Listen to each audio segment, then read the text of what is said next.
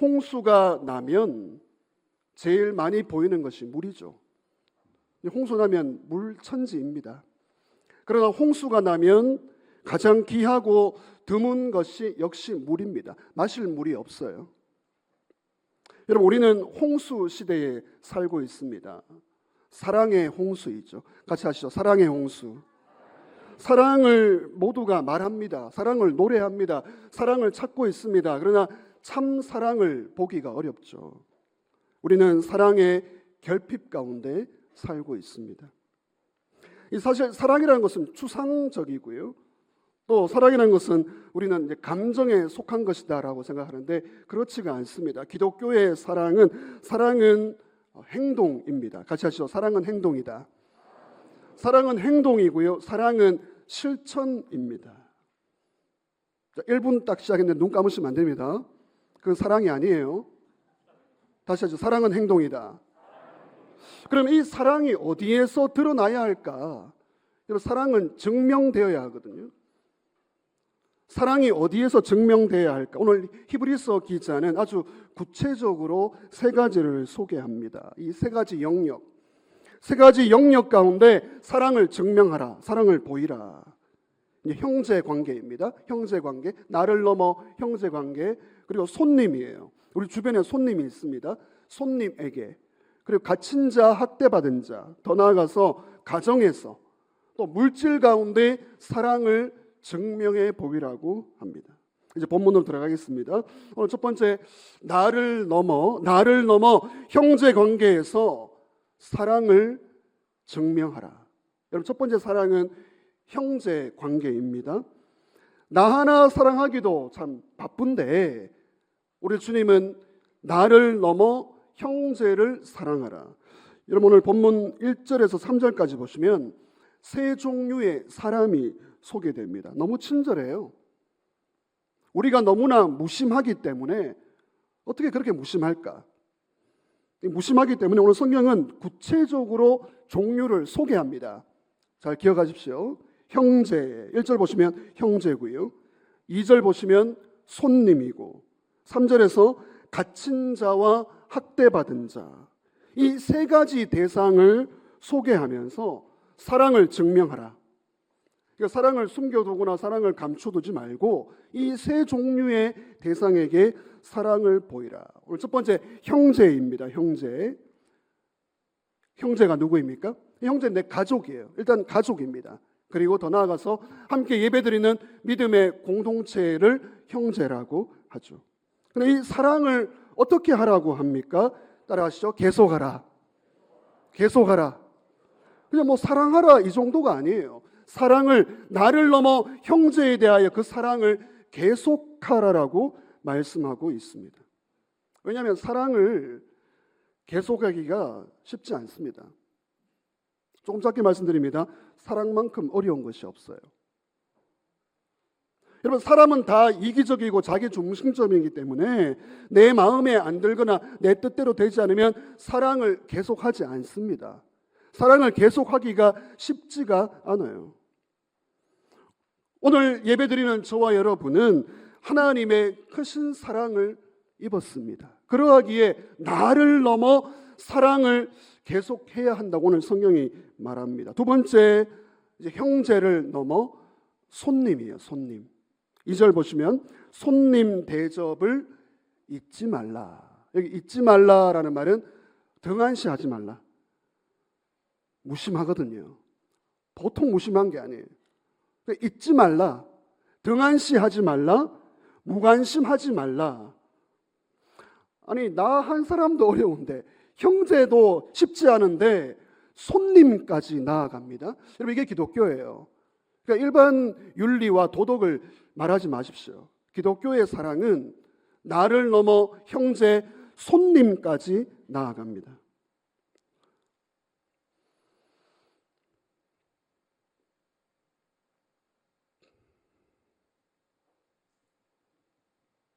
손님은 누구입니까? 손님은 1차적으로 이 당시의 문화에서 봤을 때 여기 손님은 순회 설교자들이에요. 여러분 이해가 되십니까? 이 당시에 설교자들은 거처가 없기 때문에, 정해진 교회가 없기 때문에 돌아다니면서 말씀을 전합니다. 그래서 손님을 대접하라는 말은 순회 설교자, 사역자들을 말하고 있습니다. 더 나아가서 여기 손님은 낯선 사람이에요. 내가 알지 못하는, 그리고 힘겨움에 살아가는 사람도 손님이 포함됩니다. 여러분, 오늘 히브리서 기자는 왜 이 형제 사랑에서 손님 대접으로 확대를 시키고 있습니까? 형제 사랑만 말하면, 형제 사랑도 귀해요. 형제 사랑만 말하면 내 가까이에 있는 사람, 내 가족, 나랑 친한 사람, 내 동양, 내 출신, 이런 사람들만 사랑할 수 있기 때문에 오늘 성경은 손님 대접까지 확대를 시킵니다. 그러므로 여러분, 신앙의 주제는요, 나와 거리가 있더라도, 가깝지 않더라도, 동양이 아닐지라도 사랑할 수 있는가, 섬길 수 있는가. 여러분, 이것이 오늘 성경이 우리에게 묻고 있습니다. 그러므로 교회 안에서, 공동체 안에서는 특정 사람들의 모임이 없어요. 끼리끼리의 모임이 없습니다. 없습니다. 형제 사랑에서 손님 대접으로 확대시키는 하나님의 마음을 받아들이시기를 바랍니다. 자, 세 번째 보시면 더 나아가요. 더 나아갑니다. 형제도 쉽지 않습니다. 손님까지 나아갑니다. 3절에 보시면 갇힌 자와 학대받는 자를 생각하라. 여러분, 예수 믿는 성도의 사랑은 형제를 넘어, 손님을 넘어 갇힌 자와 학대받는 자를 돌아보는 것이 사랑입니다. 따라서 사랑을 증명하라. 쉽지 않습니다. 여러분, 이 갇힌 자와 학대받는 자는 누구이죠? 이 고난당하는 자입니다. 고난당하는 자. 여기 갇힌 자는 감옥에 갇혀 있는 사람이에요. 감옥에. 물론 이 당시의 의미를 본다면 죄를 지어가서 감옥에 가 있는 사람이 아니에요. 우리는 뭐 죄를 지어서 감옥에 가 있는 사람도 돌봐야 합니다. 이제 그런 특별한 사역을 하는 사역 단체가 있죠. 근데 오늘 여기 갇혀 있다는 것은 복음 때문에 갇혀 있는 거예요. 자기 죄 지어서 감옥 간 것이 아니라 복음을 위하여, 생명 사역을 위하여 갇혀 있는 자를 생각하라. 이 시대는 지극히 이기적이고 자기 중심적인 세상입니다. 무관심의 시대입니다. 이런 세상 속에서 우리는 나 자신을 넘어 형제, 그리고 손님, 갇힌 자와 학대받는 자까지 우리의 사랑이 증명되고 있습니까? 여러분, 교회는 사랑의 그릇이 커야 합니다. 저는 기도합니다. 하나님께서 은혜와 복을 주셔서 더 큰 사랑의 그릇 되기를 주의 이름으로 축원합니다. 맥스 루케이도는 이런 말을 합니다. 자막 같이 읽습니다. 우리의 손은 은혜의 도구가 될 수 있다. 하나님께 내어드릴 때 우리의 열 손가락은 천국의 손이 된다. 형제를 사랑하고 손님을 대접하고 갇힌 자와 학대받는 자, 고난당하는 자를 사랑할 때 우리의 손은 천국의 손이 된다. 여러분, 손을 한번 보십시오. 그저 그런 손이에요. 죄송합니다. 죄 짓는 손이에요. 병든 손이에요. 그런데 사랑을 보이면 천국의 손이 될 줄 믿으시기를 바랍니다. 두 번째, 사랑을 증명해야 하는데 가정입니다. 가정에서 사랑을 보이고 있는가? 가정에서 사랑하는 것 당연한 거 아니에요? 가정에서 사랑하는 거 당연하지 않습니까? 근데 그게 쉽지 않아요. 사랑해서 결혼해서 살고 있는데 사랑이 병들고 있습니다. 가정이 깨어지고 있습니다. 사랑이 상처받고 있고요. 가정이 상처받고 있습니다. 이런 4절 상반절 보시면 이렇게 말합니다. 모든 사람은 결혼을 귀히 여기고 침소를 더럽히지 않게 하라. 결혼을 귀히 여기라. 가정에서 사랑을 보이려는 것이죠. 여러분, 귀히 여기라, 귀히 여긴다라는 말은 소중하게 여기고 중요하게 여기고 무겁게 여기고 아주 가치 있게 여기라. 이 시대는 결혼을 가치 있게 여기지 않습니다. 교회 성도나 성도 밖에, 교회 밖에 있는 자들은 똑같습니다. 결혼을 가볍게 여기는 시대에 살고 있습니다. 그러면 사랑이 무엇일까? 사랑, 관계 속에서 사랑을 증명하고요. 더 나아가서 가정에서 사랑을 보이라. 하나님이 허락하신 이 가정을 소중하게 여기고 가꾸어 가는 것이 사랑이다. 통계청의 자료에 따르면 이제 우리나라는 이제 결혼 건수, 혼인 건수가 계속 줄고 있습니다. 뭐 여러 이유가 있죠.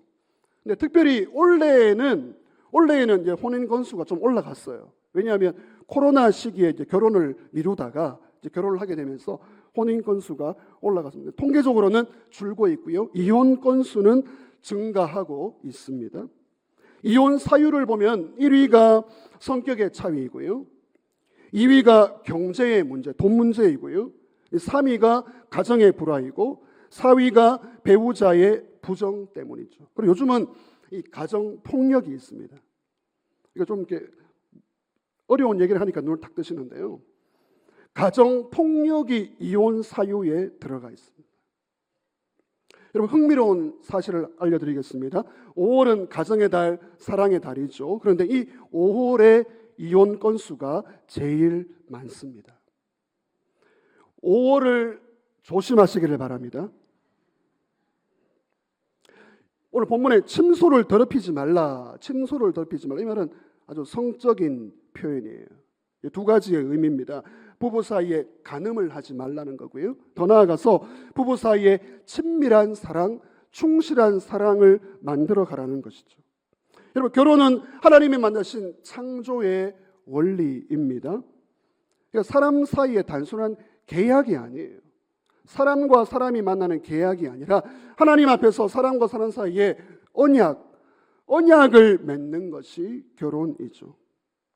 그러므로 결혼은 사랑의 감정으로 시작하지만 헌신으로 유지가 됩니다. 결혼은 사랑으로 시작하지만 헌신으로 유지됩니다. 너무 멋진 말이에요. 제가 한 말은 아닙니다. 같이 하시죠. 사랑으로 시작하지만 헌신으로 유지된다. 이게 쉬운 게 아니죠. 그러니까 결혼 생활이 사랑의 감정에서 출발하지만 헌신이 있어야지만 언약 관계 속에서 유지가 된다. 세계의 사랑이라는 글을 읽어보았습니다.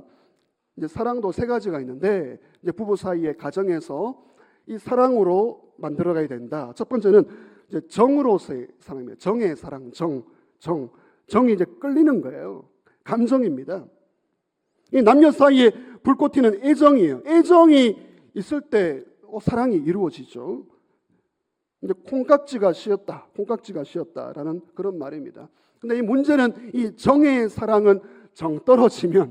정 떨어지면 깨어지는 거예요. 뒤도 돌아보지 않습니다. 이 정의 사랑이 출발이지만 매우 약해요. 두 번째는 A의 사랑이 있습니다. A. 여러분, 이 A의 사랑은 정을 조금 더 뛰어넘는 사랑이죠. 좀 보완해주고 서로의 약점, 다 약점이죠. 약점이 있고 부족한 것을 부부 사이의 가정에서 A의 사랑으로 좀 기다려주고 품어주는 사랑이 있을 때에 건강한 사랑으로 나아간다. 세 번째는 온의 사랑입니다. 같이 하시죠. 온의 사랑. 이 온이 무슨 글자예요? 따뜻한 사랑이에요. 따뜻한 사랑이에요. 따뜻한 사랑. 정으로서의 사랑을 넘어 A의 사랑 보완해주고 품어주고 더 나아가서 따뜻한 사랑. 여러분, 이것은 존재 자체를 그대로 수용하는 사랑이에요. 굉장히 어렵습니다.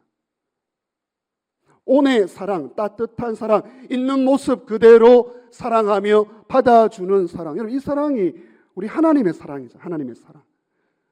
여러분, 저와 여러분의 가정에 하나님의 사랑이 충만하기를 주의 이름으로 축원합니다. 하나님의 사랑이 온 사랑이 아니면 가정이 위태위태해요. 부부 사이 위태위태합니다. 하나님의 있는 모습 그대로 받아주시는 온 사랑, 따뜻한 사랑, 있는 모습 그대로 받아주고 용납해주고 기다려주는 온 사랑. 여러분의 가정에 이 사랑이 있습니까? 바울은 이 남편과 아내의 관계에 있어서 교회를 가지고 사랑을 설명합니다. 예수님이 교회를 사랑하신 것 같이 남편은 아내를 사랑하라.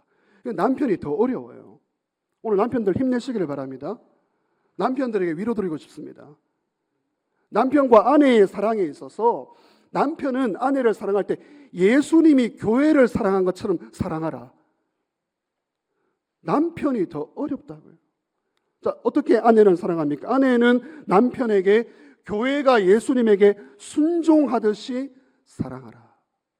에베소서 5장 24절 25절 같이 읽습니다. 그러므로 교회가 그리스도에게 하듯 아내들도 범사에 자기 남편에게 복종할지니라.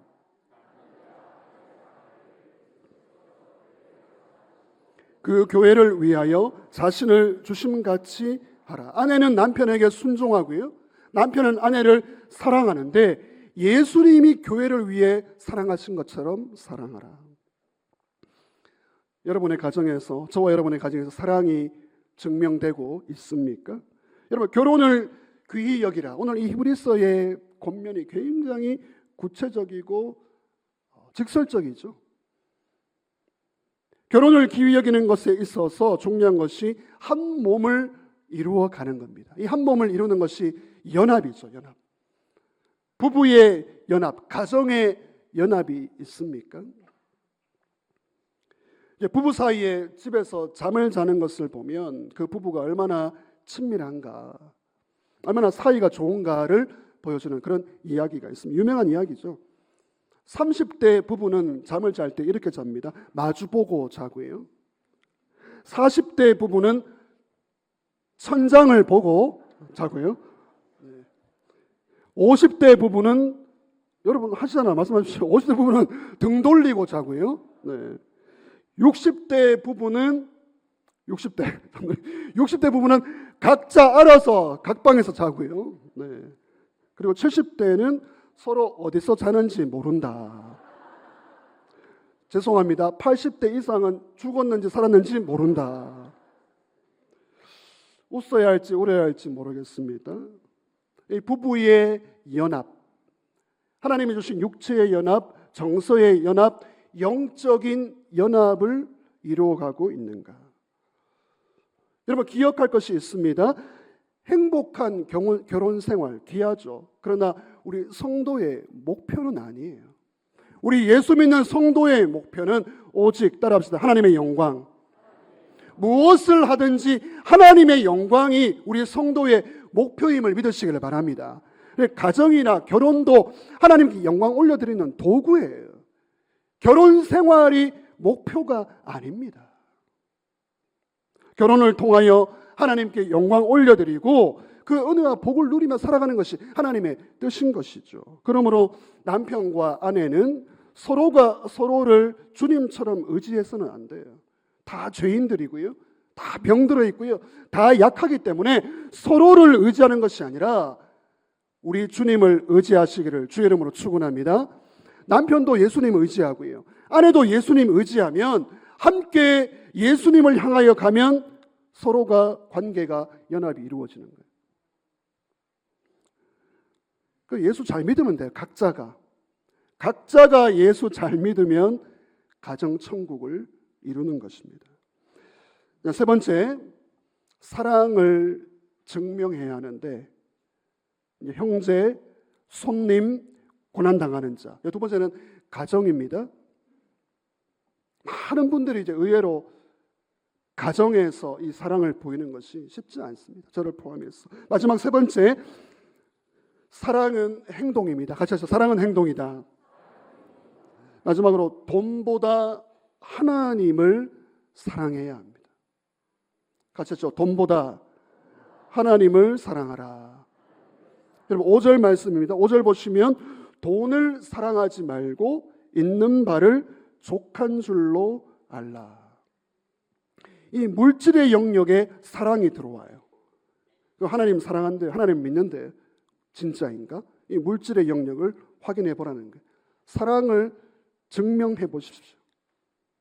여러분, 사람들은 하나님이 아니라 돈을 사랑하죠. 이 시대는 돈을 사랑하는 시대입니다. 근데 오늘 성경은 분명히 말합니다. 돈 사랑하지 말고 족한 줄로 알아라. 만족하며 자족하며 감사하며 살라라고 말씀합니다. 여러분, 돈을 사랑하는 것이 무엇이죠? 돈을 우상으로 믿는 겁니다. 우리는 하나님이 우상이 아닙니다. 하나님은 하나님이시죠. 우리는 우상 숭배를 하면 안 돼요. 근데 돈이 우상이 되는 것입니다. 돈을 목적으로 삼고요, 돈을 최고의 가치로 삼고요, 생명보다 돈을 귀하게 여기는 것, 이것이 우상입니다. 여러분, 이 사랑하지 말라, 돈을 사랑하지 말라, 이 말씀을 새 한글 성경으로 보면 이렇게 설명합니다. 돈에 목을 매지 말라. 돈에 목을 매지, 정확합니다. 우리는 돈에 목을 매고 살거든요. 돈 걱정도 있고 돈 문제도 있고 돈 사고도 있고 복잡합니다. 돈에 목을 매지 말라. 물론 성경은 돈을 정죄시하지 않습니다. 하나님께 주신 재물이 축복이죠. 그러나 이것을 하나님의 영광을 위하여, 생명을 위하여 살리는 도구가 되어야 하며, 하나님과 상관없이 돈을 추구하는 건 죄입니다. 하나님과 상관없이 나의 탐욕을 위해 축적하는 것 죄입니다. 탐욕은 죄인 것이죠. 그러면 우리가 돈을 사랑하는지 아닌지 어떻게 알 수 있는가? 우리는 다 돈 문제가 있습니다. 그리고 돈 걱정도 있고요, 돈 사고도 있고요, 복잡해요. 사랑을 증명하라. 이 돈 문제에 있어서 세 가지 질문을 드립니다. 내가 돈을 사랑하는지, 우상으로 섬기는지 아닌지 한번 확인해 볼 수가 있는데요. 첫 번째는, 나는 돈 때문에 실망을 하는가? 같이 하죠. 실망하는가? 그냥 그저 그런 실망이 아니고 막 지나치게 막 실망하고 있다면 그건 우상입니다. 우상 숭배하는 거예요. 두 번째는, 나는 돈에 대하여 불평하고 있는가? 같이 하죠. 불평하는가? 근데 그저 그런 불평이 아니라, 나는 왜 이렇게 돈이 없냐? 나는 왜 이렇게 돈 없는 집에 시집와가지고 고생하냐? 지나치게 불평하는 것, 우상 숭배입니다. 우상 숭배를 하면 복이 없는 거예요. 하나님의 복이 내려오지. 하나님은 우상을 제일 싫어하거든요. 그러니까 이게 돈이 축복이면서 시험인 거예요. 여러분, 돈은 축복이면서 시험입니다. 있는 분들은 더욱 기억하시길 바랍니다. 세 번째는, 나는 돈에 대하여 지나치게 걱정을 하는가? 같이 걱정하는가? 여러분, 우리가 이렇게 돈 때문에 실망하고요, 지나치게 실망하고 지나치게 불평하고 지나치게 걱정하고 있다면 돈을 사랑하는 것입니다. 돈을 사랑하면 우상 숭배의 탐욕의 죄에 걸려드는 것이죠. 근데 오늘 히브리서 기자는 대안을 제시합니다. 무엇이라고 하죠? 있는 바를 족한 줄로 알라. 5절 보십시오. 자족입니다. 자족하고 만족하고 감사하면 돈의 우상이 아니라, 노예가 아니라 돈을 다스리며 살아갈 수가 있습니다. 여러분, 자족하시기를 주의 이름으로 축원합니다. 자족하는 사람은 돈이 있다고 해서 거만하지 않아요. 거만한 게 뭐예요? 거들먹거리는 거. 자족하는 사람은, 하나님의 은혜를 아는 사람은 진짜 겸손해요. 있는 사람이 겸손합니다. 그리고 내가 가진 것을 작게나마 나눌 수가 있고요. 자족하는 사람은 하나님 앞에서 바르게 헌금 생활을 합니다. 헌금 생활을 바르게 하려고 해요. 물질 면에서 하나님과의 막힘이 없습니다. 여러분, 5절 말씀을 보시면, 5절 하반절 보시면 이런 말씀이 있습니다. 너무 귀한 약속의 말씀이에요. 같이 읽습니다. 내가 결코 너희를 버리지 아니하고 너희를 떠나지 아니하리라. 믿으시기를 바랍니다. 여러분, 우리는 다 돈 걱정이 있고 돈 문제가 있고 돈 사고가 있는, 염려하며 살아가는데 하나님이 말씀하십니다. 돈 사랑하지 말고 이 말씀을 믿어라. 하나님이 우리를 버리지 않으시고 떠나지 않으시고 지켜주심을 믿으시기를 바랍니다. 여러분, 우리가 성도이지만 우리에게도 돈 문제가 있거든요. 걱정이 있고요. 어떻게 우리가 이 험한 시대를 살아갈 수가 있습니까? 하나님이, 따라합시다. 하나님이 돌보신다. 지켜주신다. 그러니까 이 믿음이 없으면 똑같습니다. 하나님이 돌보시고 하나님이 먹여주시고 하나님이 입혀주시고 하나님이 이끌어주신다. 이 믿음이 없으면 세상 사람 똑같이 돈 사랑합니다. 우상 숭배의 죄에 걸려드는 것이죠. 물질을 하나님께 드리고 생명의 사역을 위해 나눌 때에 우리의 삶은 풍성해지게 돼요. 마이너스가 아니라 플러스가 되는, 이게 하나님의 법칙이에요. 따라합시다. 하나님의 법칙. 하나님의 법칙대로 축복받으시기를 주의 이름으로 축원합니다. 잠언 11장 24절 25절. 흩어 구제하여도 더욱 부하게 되는 일이 있는. 구제하면 빠져나가는데요. 어떻게 부하게 돼요? 그러니까 하나님의 법칙인 거예요. 구제하면 마이너스인데 어떻게 부하게 됩니까? 하나님의 법칙이라고요. 과도히 아껴도, 아끼면 플러스가 되잖아요. 근데 아껴도 가난하게 됩니다. 하나님의 법칙이에요. 구제를 좋아하는 자는, 같이 읽습니다. 구제를 좋아하는 자는 풍족하여 지를 것이요 남을 윤택하게 하는 자는 자기도 윤택하여 지리라. 여러분 축복합니다. 여러분의 삶이 풍족하게 되시고요 윤택하게 되시기를 주의 이름으로 축원합니다. 하나님의 법칙대로 살 때만 그런 복이 있습니다. 오늘 성경이 말씀하는 것이 무엇입니까? 사랑은 행동이다. 사랑은 실천이다. 그리고 사랑을 증명해 보아라. 여러분, 이 사랑의 행동을, 우리가 사랑의 행동을 한다고 해서 구원받는 게 아니에요. 구원받았기 때문에 부족하지만 사랑의 행동을 해 나가는 것입니다. 동의하십니까? 첫 번째, 나를 넘어 형제를 사랑하고 손님까지, 그리고 고통받는 자까지 사랑을 보일 수 있는가. 두 번째, 가정입니다. 너무 어려운 숙제이죠. 가정에서 사랑을 보이고 있는가. 나아가서 물질입니다. 재물입니다. 재물을 사랑하지 말고 하나님을 사랑하라. 여러분, 우리를 지켜줄 것은 돈이 아니라 하나님밖에 없음을 믿으시기를 바랍니다. 눈에 보이는 진짜 사랑, 사랑 말하지 말고요, 사랑을 지식으로 가지고 있지 말고요, 눈에 보이는 사랑, 손에 잡히는 진짜 사랑을 해서 저와 여러분을 통하여 우리의 가정, 이웃, 나라와 민족 가운데 하나님의 복이 풍성하게 흘러가기를 주의 이름으로 축원합니다.